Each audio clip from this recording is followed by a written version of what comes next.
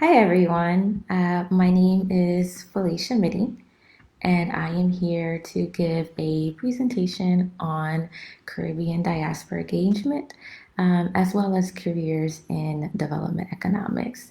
So I am going to start off right now, just giving a brief introduction of myself, what I do in terms of my job, how I got started, and as well as my engagement within the Caribbean diaspora, um, and as well as other aspects in development that I am also passionate about. So, just to give a brief background, my name is Phelisha Midy, and I was born and raised in New York. And like most people who are part of the Caribbean diaspora are from New York. And I am, so therefore, I am a first generation Caribbean American. My parents actually migrated from Haiti at a relatively young age, in their 20s or in their teenage years, from Haiti, which is a country in the Caribbean that also shares the same island as the Dominican Republic. But I would say that despite growing up in the US and being raised in the US and having that American background and American culture involved and in my surroundings, a lot of my upbringings and traditions were Haitian all the way. I spoke French and Creole in the household. Um, and most of the times I would just speak English in school. A lot of my friends were also from the Caribbean, from different countries, either in Jamaica or Trinidad, Cuba, Dominican Republic, Barbados, Panama, wherever. And I was just really surrounded in that whole entire environment. So I've just always been engulfed in the whole Caribbean diaspora. And with my upbringing, I just naturally feels like home to me. While I also recognize that I am also American, so I have these dual identities in that sense. So just kind of give you a little bit more information because I'm not sure how if people are familiar with Haiti or even the other countries in the Caribbean. But most islands in the Caribbean have very strong cultural connections to Africa, despite it being a very blended culture. Um, the Caribbean first was inhabited by native Indians. But then over time, once Christopher Columbus, discovered, quote unquote, the Caribbean, he brought, and other countries as well, brought in enslaved Africans into the islands from different parts of African countries. And through there was this mixing of a lot of European cultures. You had the Portuguese who colonized parts of the, Brazil and other areas like Curacao, Aruba. You had the Spanish with Cuba and Dominican Republic, France with Haiti, Martinique, Guadeloupe, and so forth. And then you had the native Indians who were also there, and then you brought in enslaved Africans who were also there. So it just became this whole blended culture and identity. But despite that whole blending, a lot of the cultural ties that many Caribbean islands have is strongly connected to Africa. So, um, so in that sense, there's always been this cultural tie and also appreciation of the Caribbean and Africa, and engaging Africa in a way. And over time, there has been movements for Caribbean nationals to engage in Africa in terms of trade, in terms of their music, development, and of that sort. But over time, it was pretty prominent during the 1950s, going on into you know, to the 90s, and then over time it starts to die down a bit. But there is still that desire in that sense. So I think that this time it's really important as the Caribbean is starting to transform itself, trying to diversify its economy, and as well as what Africa is also doing the same. I think there's opportunities for the two to really engage, to really work together find issues of commonality when it comes to development, where it comes to cultural ties, anything of that sort, where we can actually come together and share experiences and knowledge and help one another out. Because despite just also the cultural ties, there's also a lot of similarities in terms of development challenges that a lot of Caribbean countries face, particularly in Haiti, Jamaica, and of that sort, that I think African countries can also learn from, as well as Caribbean countries as well. And also, they also share the history of being colonized as well. So, in a sense, it's this kind of classroom where people can just learn from each other and solve problems and that sort. So, about my work, I am um, I am a development economist. Currently, I am a Foreign Service Officer for USAID, which is a development agency here in the United States that mostly focuses on trying to help developing countries achieve development results. And me, as an economist, what I particularly try to do is work on economic policies in foreign countries, um, where to help our partners, to help these countries achieve self-reliance and resilience through foreign policy, through programming. Either it could be on health, it could be on trade, it could also be on private sector development and engagement of that sort. It really just depends on what the host country, what are their plans, what are their goals, and how can the U.S. help to contribute and enhance those goals so that they can realize the results. So I just joined the Foreign Service. I actually finished my master's degree last year, yes, in 2019, in development economics. I also studied economics. I studied economics at Howard University, got my master's degree at Johns Hopkins SAIS, School of Advanced International Studies, both in economics. And I'm about to, next year or later this year or early next year, I am going to Mozambique as an economist. And I'm very excited for that. Right now, I'm learning Portuguese. So I am anxiously waiting to get to Southern Africa, work in Africa for a long time, and try to find these similarities between the Caribbean and Africa and find ways to have the two, see how the two can work together in that sense. So, um, yeah, so from there, that's really about me, where my cultural background comes into play, and how this discussion can go ahead and move forward, and of that sort, and being as a development economist. So, Africa Matters um, provided me some questions, and I'm going to answer some of the questions. And if any of you guys have questions that come up during and my talk, please feel free to make the comments. I'm more than happy to answer and hopefully share my experience and share my knowledge and hopefully get some of you guys engaged in looking towards the west or towards the east, more I should say, and finding ways in which we could to engage in the Caribbean and also the Caribbean diaspora, not just in the Caribbean, but the Caribbean diasporas who are in the United States, who are in Canada, perhaps even, I'm sure there's even some in other parts, maybe near you as well. So the first question um, that was asked was, how would I define development economics? So I'll give you both the kind of professional definition and then how I also interpret development economics in my sense.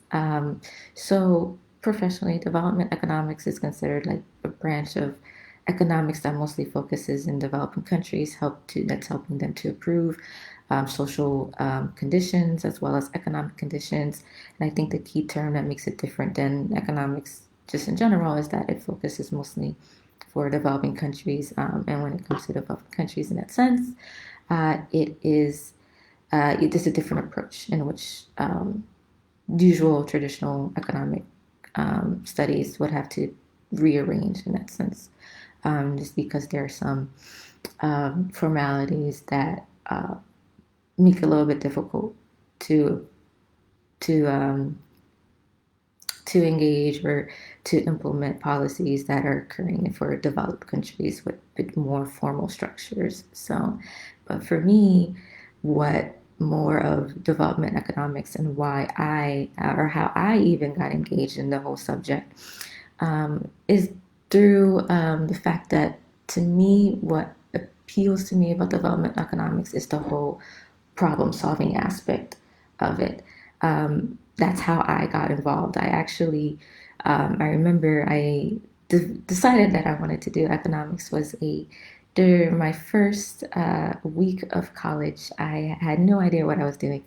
And I know I had my schedule, and I was trying to read my schedule and understanding and figuring out where my classes were, where my classes were, how to understand that schedule. And I accidentally sat in this upper level with seniors and juniors, urban economics, and I was a freshman at the time, and I looked like a freshman, but I was just so embarrassed that I went into the wrong classroom, that I just sat in the classroom because I did not want to get up and say, "Oh, I'm sorry, I'm in the wrong class, freshman." La, la, la. I didn't want to, embarrass myself in that way. So I just sat in the class for almost 2 hours. Didn't understand what the professor was saying, what the professor was talking about, but it was that problem solving approach that really appealed to me. It was more of like trying to find solutions to a problem. In that case, it was urban issues, urbanization issues. But in general, development economics is trying to solve problems. They're trying to find solutions and finding ways in how can countries increase GDP growth or improve social conditions for health, employment, or other social indicators as well. And it's all about trying to transition low productive economies to higher productivity. And there's many forms and many different ways in which the field of economics decides to go and approach. They can look at it more in terms of, in the micro level, looking at agriculture development, or looking at manufacturing, urbanization, looking at fertility, looking at health, or you could look at the macro level, looking at trade and looking at integration with the global markets and of that sort.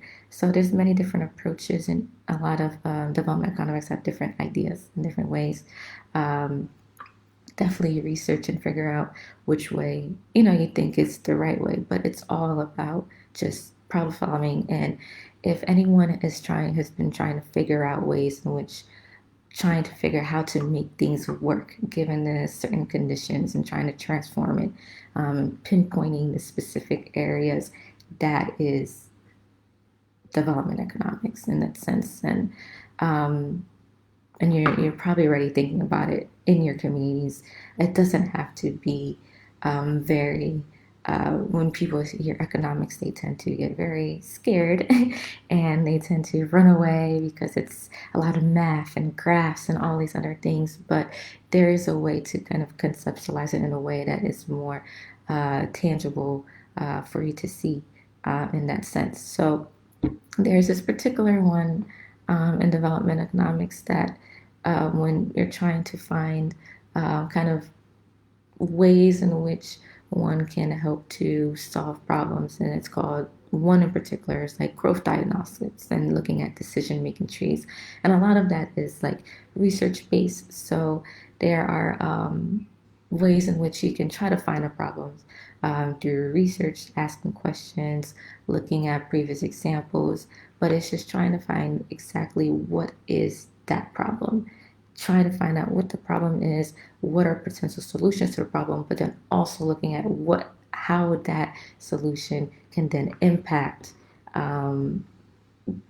other areas in the economy, because there are trade-offs. You can decide to work on one aspect, right?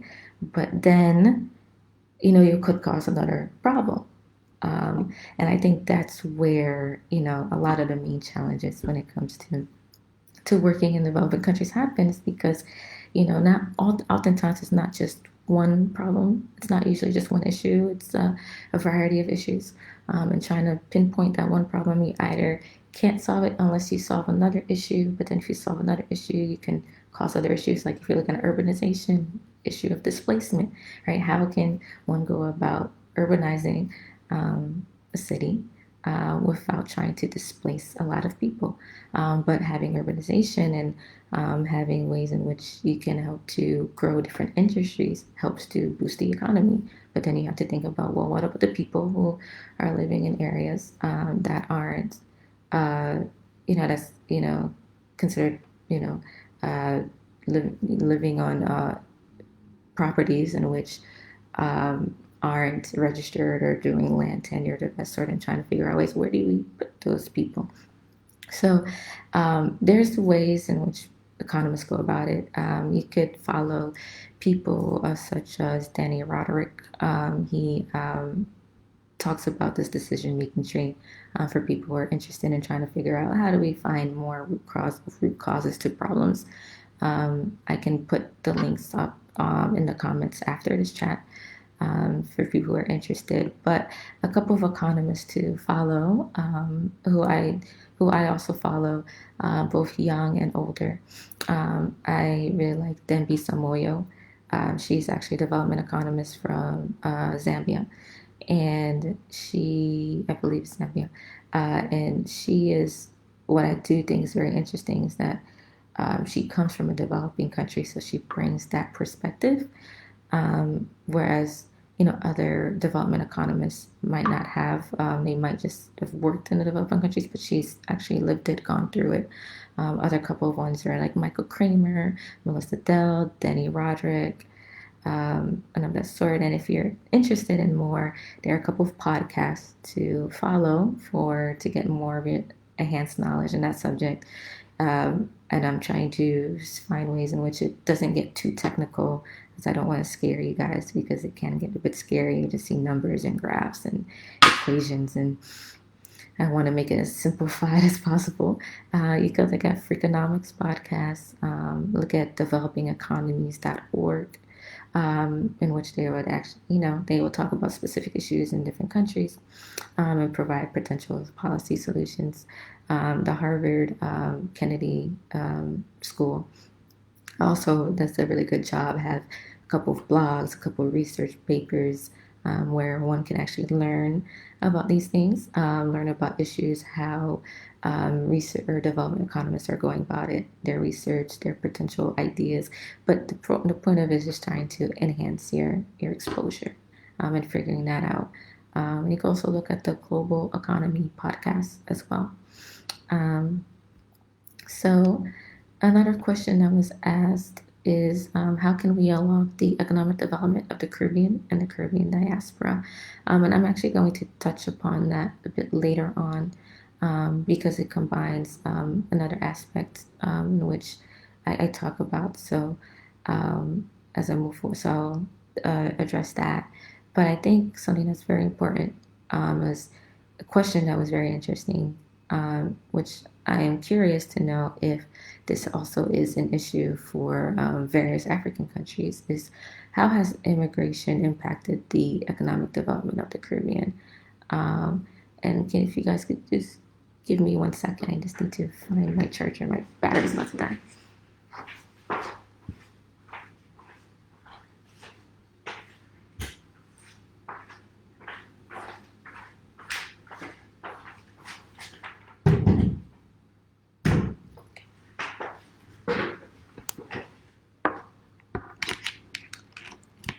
Sorry about that. But that aspect, I think that question is actually very interesting, um, because roughly about 20% of the Caribbean diaspora lives abroad. Um, and they left for various reasons.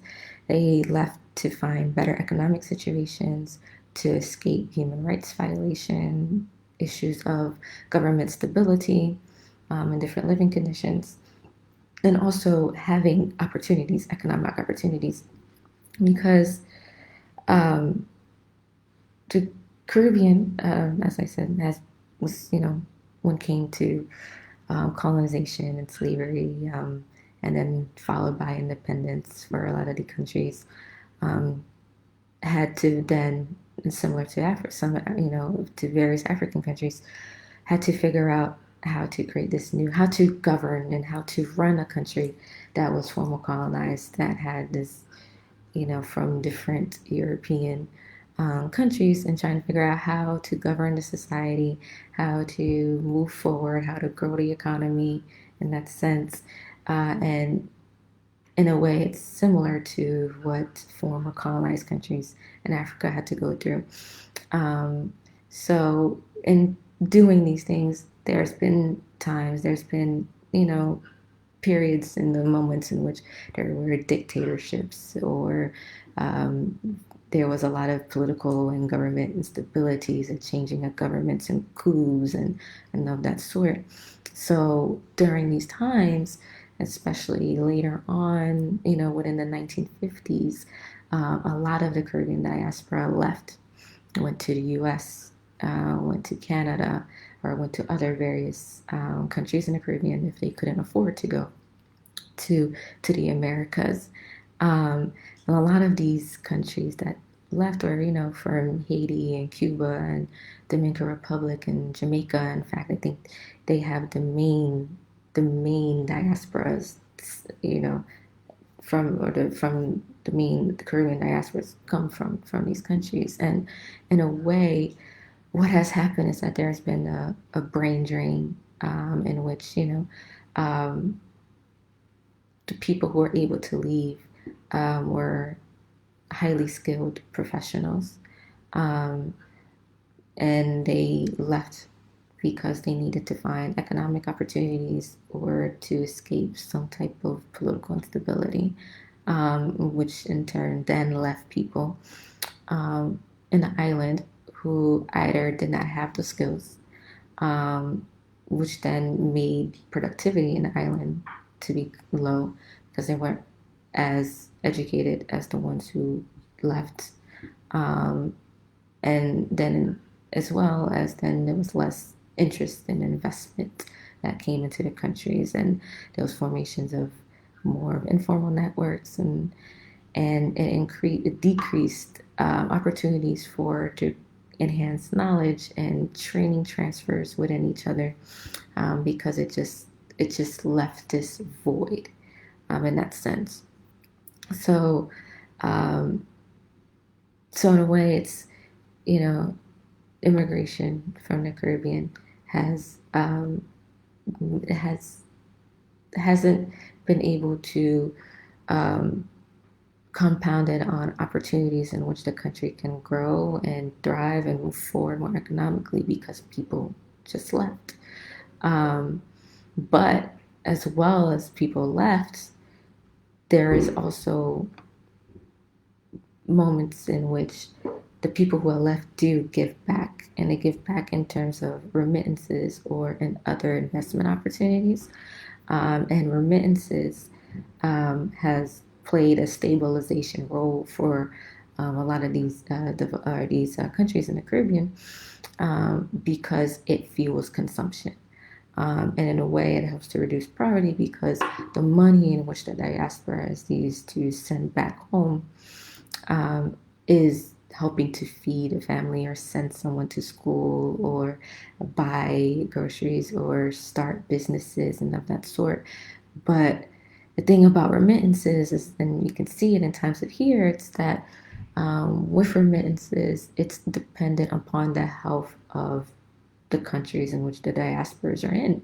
With coronavirus and people being unemployed, and there's this uncertainty, less remittances are being sent to these countries, so people are receiving less money, um, and from there, it's not sustainable. It's not stable, in that sense, and it's very, in a way, it's kind of like, well, it's important for people to find other outlets to not depend on outside sources or family members overseas to help um, their sustain their livelihoods, um, in that sense. And in fact, you know, the Haiti, and particularly for me, being of a Haitian diaspora, I believe, 30% of GDP is from remittances. So it's to give you an idea exactly of how remittances play a role for the the Caribbean countries in that sense. In fact, it's more remittances are sent to Haiti than from Central America as well. Um, so a lot of remittances are being sent to the Caribbean. Sorry, I don't know, to the Caribbean than in Central America. So really, what the youth or policymakers really need to go ahead and look at is trying to figure out ways to diversify economies, or create policies or diaspora engagement policies to retain or to find ways to bring these investments and make it uh, more beneficial to than just sending it off to just consumption to good. Like how can um, these countries catalyze the, this huge this huge investment from the diaspora, but in a way that it's not just, oh, it's just going to send to family members so they can send to schools or for to send their kids to schools, use the money to buy goods, um, but figuring out ways, okay, like how can we bring them to invest in other ways? And I think that's where Caribbean countries or governments can learn from various African countries when it comes to finding diaspora engagement policies and strategies in that sense. And I think they're definitely starting to take the lead in that. I know when it came to for in Ghana, the year of return in Ghana and Kenya has done diaspora engagement in order to attract diaspora investment and to solve developmental problems. I think the Caribbean can look to Africa in that sense to figure out how they can go about doing similar things as well. So the next question was, how important is it that youth in Africa and the Caribbean diaspora link and contribute to their respective regions and ultimately work together? Um, and like I mentioned earlier in my call, I think that there are a lot of similarities between the Caribbean and Africa that a lot of people don't know about. Um, Not just the fact that there's a huge cultural connection, but a lot of people in the Caribbean are within the diaspora as well uh, want to engage and want to learn from the African diaspora. They share similar history, similar culture, a sense of common identity.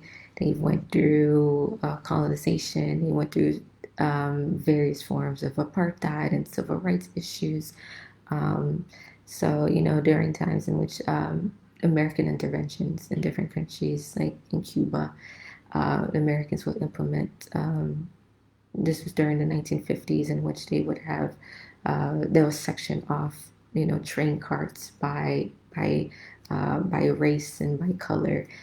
When Americans' intervention came and did that in foreign countries, in the Caribbean, they also implemented the same thing. So there's definitely a lot of commonalities in that sense where they can understand each other and find ways to to to share experiences, but also share ways in which that has impacted the communities, impacted the economy, and find ways to kind of see how can we move forward from these issues.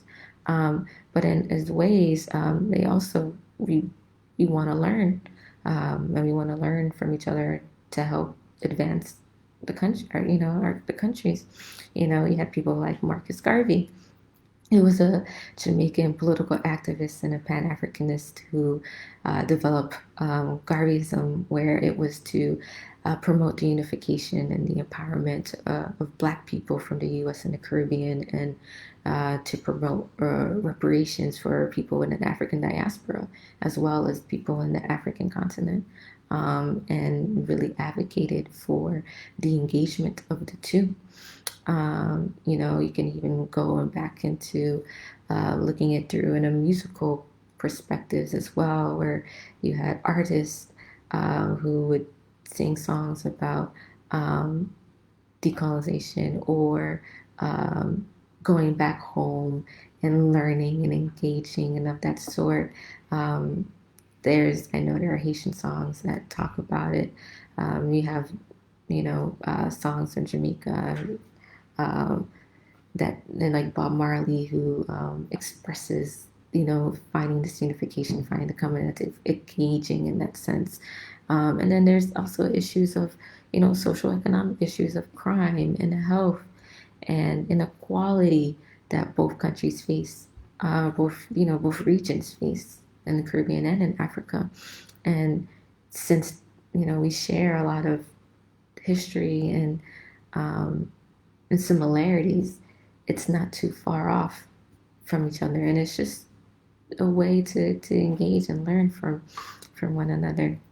It's issues of you know um, looking at it as climate change or electricity inefficiency, um, informal networks, corruption.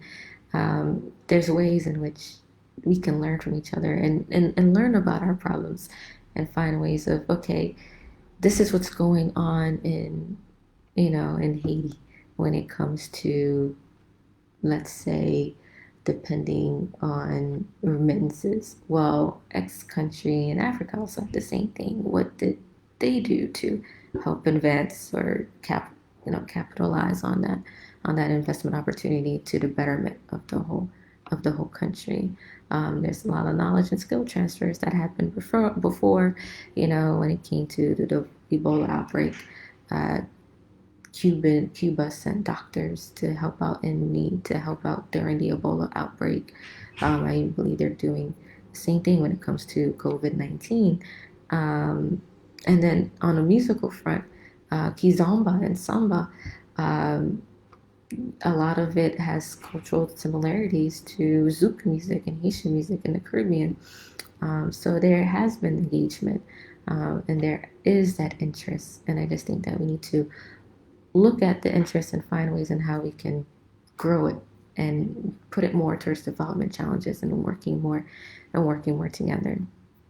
So how can youth in Africa and the Caribbean diaspora work together for the development of both regions? And I read that question. I was like, oh, I thought to myself, I was like, oh, that's a very interesting question because I am a Caribbean diaspora, right? And I'm also engaging myself in the Caribbean, knowing about now what enhancing my knowledge of what's going on, the issues of what Trinidad and Tobago might be facing in terms of oil exports, or how Guyana has also facing similar issues of that sort, or where we could talk about other issues that happen in the Caribbean in terms of for Haiti in that sense. Uh, so I try to enhance my knowledge. So I'm like, okay, so how can youth in Africa do the same exact thing? And I think for me, what's really a key aspect or thing is connectivity, trying to figure out ways in which we can get connected. And I think that's best done through social media. And it's really being proactive. So, if there's an issue that you are interested in or you're passionate about, and you want to know how, let's say, a country in the Caribbean or is currently dealing with the same issue, just put the issue, and you could put, go on Google. You could put no corruption, the Caribbean, or put a country, and then you could put keywords in these search engines and see if organizations pop up, if conferences pop up, webinars are popping up. Another way is through Facebook groups or Instagram. I think Instagram is actually a really good way to really find out what people are doing. I know for me is that I'm trying currently right now for Mozambique to understand, what organizations are out there, what local organizations are that are dealing with health issues, or local organizations that are dealing with other development challenges in which I'm interested or passionate about, and I'll just go to Instagram and I'll put Maputo, tag the location, and then put in the search and see organizations that are popping up. And I think that's another way in which, the youth in Africa can do when it comes to, engaging in the Caribbean diaspora. And you can follow the organizations or people who are talking about the issues. And through there, it just opens up to either they could be webinars or online conferences that are occurring right now where people can actually learn and engage in that sense. You could do it through Twitter. Um, I know someone in my network who exposed me to something called the One Young World, which is basically a global forum for young leaders all over the world. And there have countries ambassadors, and you can go on One Young World, and you can look up the country ambassadors. And there's a country ambassador for a region, and you could find that person, follow them on Instagram, and see what they're doing. And from there, you just get exposed to a lot more. There's blogs in which you can read, like Caribbean Beat, Repeating Islands. You could even look at investment marketplaces, like online marketplaces that connect diaspora investors to opportunities back home. So you could look at Caribbean Investment Network as a way to just understand and figure out what is going on in the island, and to get engaged in that sense. Another question was, the last question was, what are my thoughts on how to engage, enhance engagement and possible travel by youth in both regions? And I think that's a very tricky question. I mean, not just what's going on right now, but it's not the connectivity, flying connectivity between the two is not the easiest. It's a very long journey. It's also costly, and it's hard if you don't have a network in these countries. How can you then engage or go? You can't just hop on a plane and say I'm going to Senegal, and that's that. You need to have some type of ground in that sense. So I know when I graduated from college, I wanted to work in Africa. Um, and in order to find those opportunities, what I did was I actually um, went to various embassies. I went to the Senegalese embassy, I went to the South African embassy, I went to the Ghana embassy, um, and tried to talk with one of their economic attaches and explore opportunities, job opportunities, volunteer opportunities, opportunities to engage or within the diaspora here in DC of those countries in DC. So I would say think about doing the same thing. Visit Caribbean embassies in your countries, or go on their website, look at the consulates, and you'll definitely find embassies for the bigger countries like Jamaica or Trinidad and Tobago or and of that sort. So just to look in that sense and see what they are doing. If there are events in which they're hosting, go in that way, and see if that opens any doors. Um, for me, I learned a lot through that. Learned about different opportunities that are going on in the country, the investment opportunities, and it also exposed me to different things as well.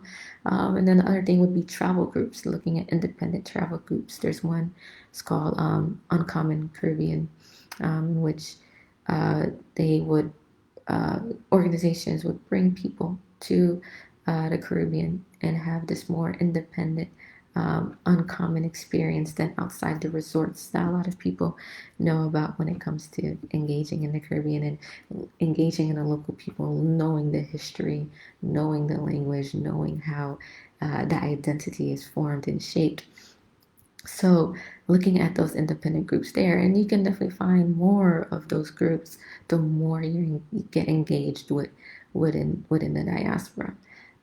So those are the questions that were provided to me through through the organization. So now um, I'm actually there. See, there's a couple comments here um, that I am going to answer. So Rianne Olivier said, that's a good point. Haiti should try to benchmark Ghana. Ghana really benefited from putting tourism at the forefront to generate more income. I know Haiti has attempted to do so a couple of years back and has helped, but not on the level as Ghana. And yeah, I totally agree. And I think that's also ways in which, but not just Haiti, but you can look at Trinidad or you can look at Jamaica, Bahamas, Barbados, when it comes to tourism, Bahamas, uh, in which people from Bahamas who are in the tourism sector can go ahead and link with the tourism sector in Ghana and figure out how did they mature their industry and find ways to grow that particular sector of the economy. Those are ways in which the two can learn from each other. And also, as you mentioned there, with Ghana and Haiti. I know for me, when I was in Haiti, because I worked in Haiti for a year, and then I also, when I was in college, I organized alternative spring break trips to Haiti for students. I went to Howard, as I said earlier, I went to Howard University, and for Howard undergraduate students and graduate students to go to Haiti to do some development work, but also expose themselves to development challenges in Haiti and then through the world at large. Hopefully, it could serve as a catalyst for them to get engaged and exposed to that area. Um, I remember when I was there, when it came to diaspora engagement, there was always the issue with that is that, how to make sure that you're engaging the diaspora, but then not also ignoring your current population. And there's this trade-off in that sense because you have to worry about both. You can't just provide all these incentives like tax incentives or investment incentives to the diaspora, but not focus on the current people who are there at the moment. So I think there's trying to find that balance and looking at Ghana in that sense is also a really good way to figure out how can we do this in a more sustainable, beneficial way where both party can benefit. Um, I said I've always wanted to visit Haiti since learning about the Haitian Revolution in my history. Yes, of course. Haiti was the first black country um, in the Americas to win its independence. They fought against slavery and they won. In that sense, right there, and Haiti has a very strong connection to that. And interesting is that once after Haiti gained their independence, um, everyone in the island, there was this huge cultural black identity. Everybody just, and it came to laws. It was to embrace the blackness and embrace that aspect of themselves. And I think, a lot of people from Africa can relate to that. And I remember a friend of mine from Mali, uh, he went to Haiti for a short term assignment. And he said as soon as he landed at the airport in Port-au-Prince, he thought he was in Benin. He said that the people, it just looked like home for him. The way they went about, just their everyday lives, it just was Africa to him. So I think it's interesting in that he said that, and it's just like, well, I wonder if that was for him experience in Haiti, what would his experience be in other countries in that sense? And I think a lot of Africans will um, also share the same sentiments if they do go and visit um, some of the countries in the Caribbean. Um, Social Africa Matters. This is said social media is a really great starting point for engagement between African youth and youth in the Caribbean diaspora. Um, and continue going down. Young people should also consider traveling to the Caribbean, Africa for education purposes. This is also a way for engagement and cultural exchanges. And definitely, there are the universities of West Indies in the Caribbean.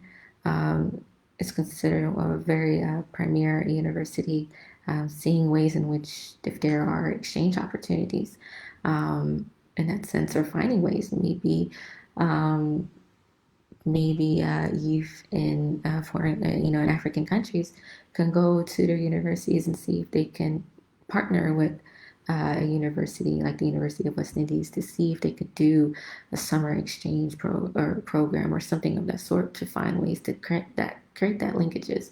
I think what's interesting is that, um, I also worked in Senegal as well, for short term, not a long time, for a development project. And while I was there, I learned that Senegal actually, during or after the earthquake in Haiti, Senegal created a a policy engagement with in Haiti in which they brought um, Haitians to Senegal to learn to study, um, because of the earthquake, and facilities were destroyed and schools were destroyed. That was a way for Senegal to bring Haitians and bring them to Senegal so that they can go ahead and continue their education, but then also be exposed to that, to that Senegal, to exposed to Senegal and Africa in that sense. So perhaps even looking at ways in which the government can find ways to do it in that level. It's like, okay, how can we do these exchange opportunities and for the two? So that's another way for education purposes in that sense. So those are the questions that are have been provided now. Like I said, if anyone's interested in knowing more different websites, um, that where you can learn more about um, what is going on in the Caribbean, because the Caribbean is not the thing about the Caribbean is it's a diverse people. I know oftentimes people like to have a kind of this one identity for the Caribbean, but the Caribbean, it's you have islands that speak Spanish, French, English. They'll have their own language in themselves. So it's a diverse country or region in itself, and it's easy because you can also look at it as in like Africa, right? In which you have countries in Africa that speak Portuguese, that speak English, that speak French, that have their own local dialect. It's the same in the Caribbean. So uh, trying to figure out, getting that exposure and looking it as an opportunity for the two to learn from each other, to engage with each other through cultural exchanges or development exchanges, or you could even go into more like other things, through fashion or through music, which has happened but could be developed a little bit stronger. I think those are excellent ways in which we can engage. And enhance our exposure in that sense. So that's it for now. I don't have anything more to share, and I don't have any see any questions at the moment. Is the pound sign? We are one. That is definitely true. The Caribbean and Africa, we are definitely one. We came from the same place. We just migrated to a whole nother area. And despite the blending that I said earlier, um, we still have this very strong cultural connection and tie to Africa. So if anyone has any questions, I will still be around to look at the comments. You can reach out to me on Facebook or on social media. Um, uh, Very easy to find. Just Google my name. It's very unique. But yeah, thank you. Thank you, Africa Matters, for this opportunity. It was very fun to engage with all of you, and hopefully, I influenced people to reach out and expand their horizon and look over the ocean to see their brothers and sisters working on the same things and find ways to work on commonalities for each other. So thank you, everyone. Hope you guys have a wonderful rest of your day. I know I still have to work, but stay safe. Bye.